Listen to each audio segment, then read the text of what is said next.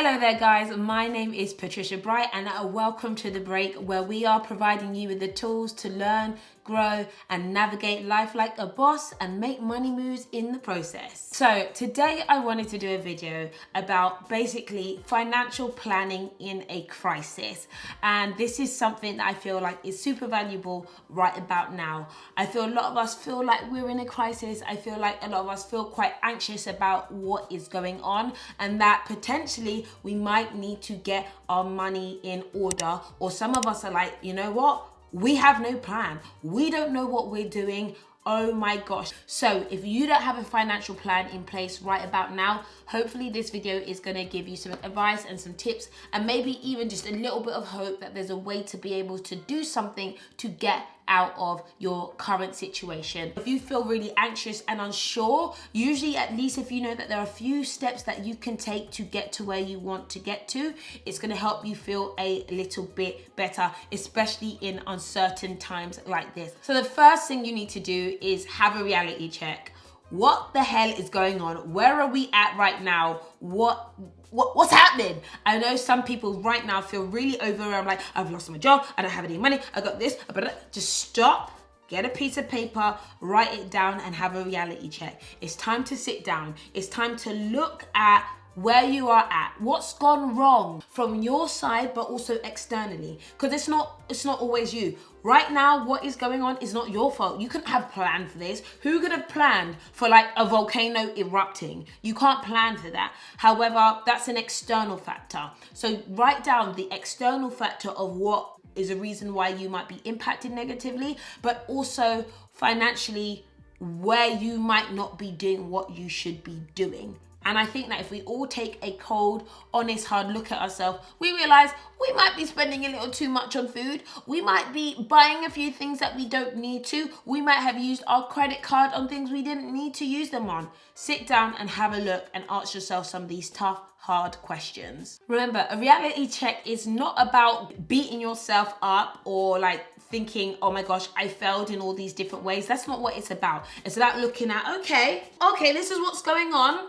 All right, okay, it's fine. We can work with that. But if it's all hidden, how are you going to do anything about it? Take a cold, hard look at your current truth and know that it isn't going to be your permanent story. So next up, you need to identify your needs, your goals, but not really a goal, because I hate the term goal, but what is it that financially you want out of your financial plan? What do you want financially for your life? What is it that you have a target to achieve or to want or to purchase or to protect or to cover?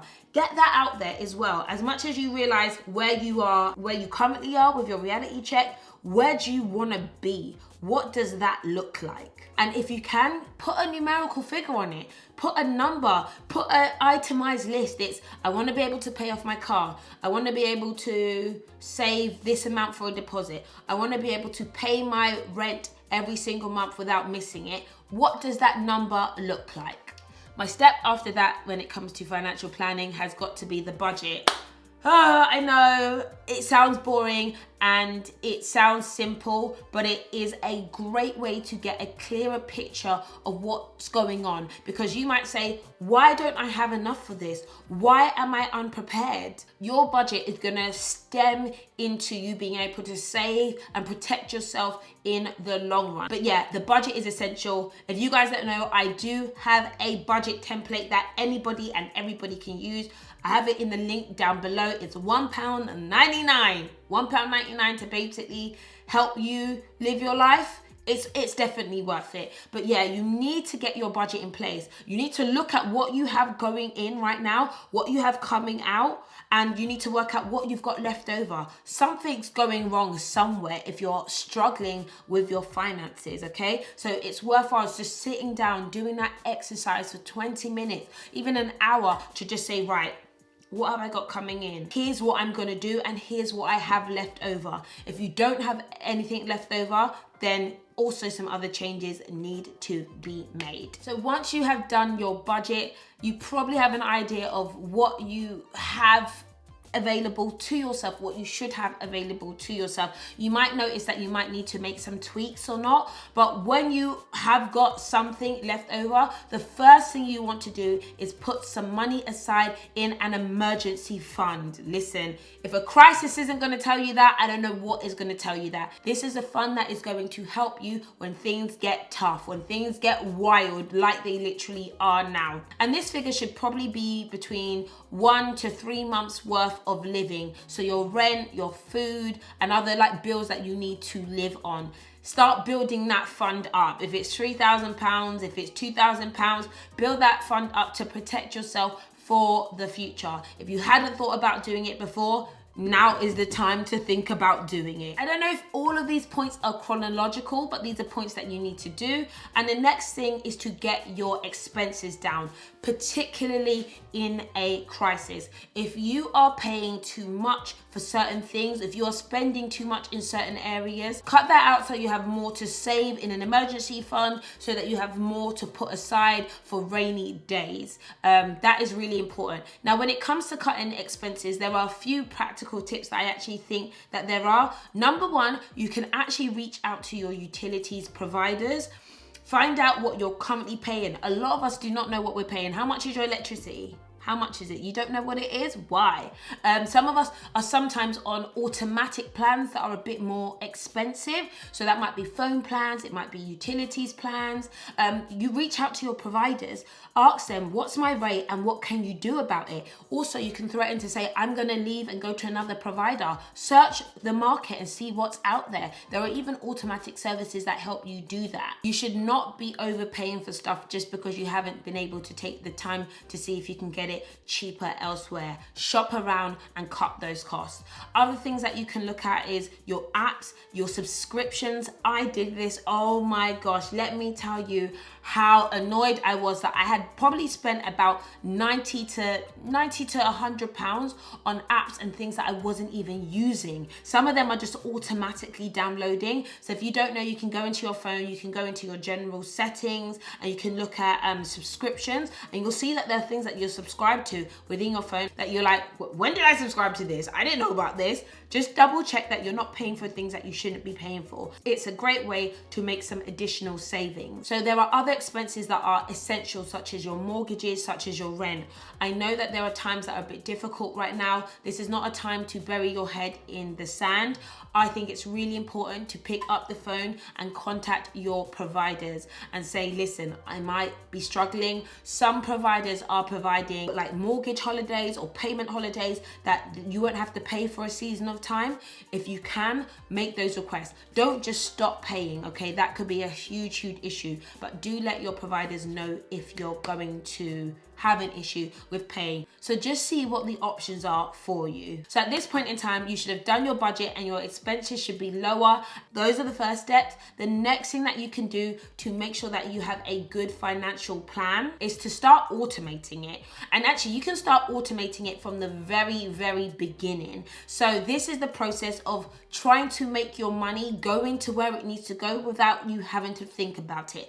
Start setting up those direct debits. Set up a direct debit into the savings accounts that you don't touch. Set direct debits into the expenses that you need to pay. This is a great way to stop just human error where you've paid something late because you forgot about it. Automate your finances means that you take the pressure off your mind and you don't have to think about things over and over again. I found that automation has been essential for me. I have so many direct debits going out and I don't have to think about it. I know they're going to where I am allocating them to go.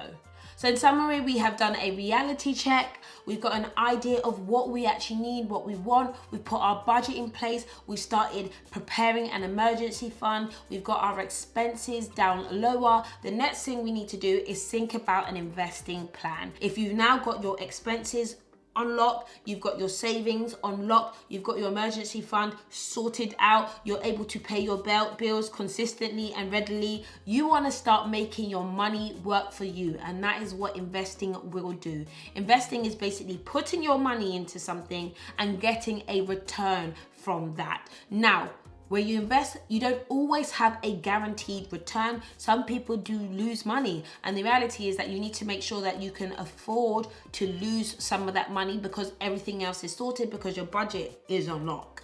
But yes, I think investing is really important. One of the safest ways to invest is in a pension. If you know anything about a pension, and I probably should do a pension video if you want to see that, smash the like button.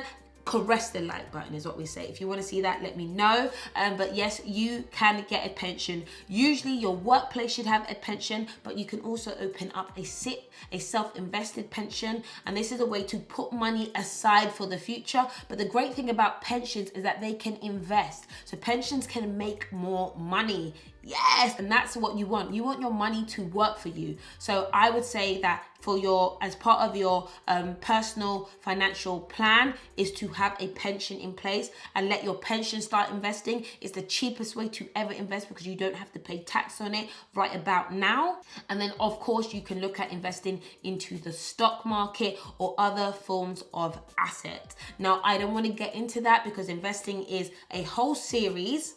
And I think I'm gonna have to start this investing series. I've talked about it a lot. We'll get into it. But yes, I think investing is an essential part of your personal financial plan.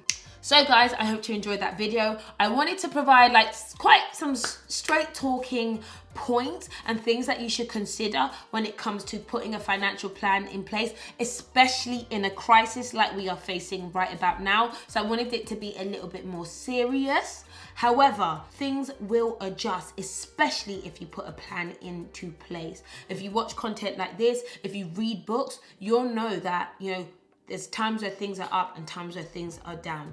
And I want to send some encouragement and some light and love to anyone who's out there who is suffering or having difficult times. I want you to keep some hope that things will change. If you want to continue to get your life in order, if you want to get some tools when it comes to finances, when it comes to education, I'm going to try and make sure I have you, as I am also learning what to do as well. I'm not perfect. I even talked about this because I'm putting my financial plan in place now more than ever. But guys, thank you for watching. And in the meantime, I will catch you all later. Bye.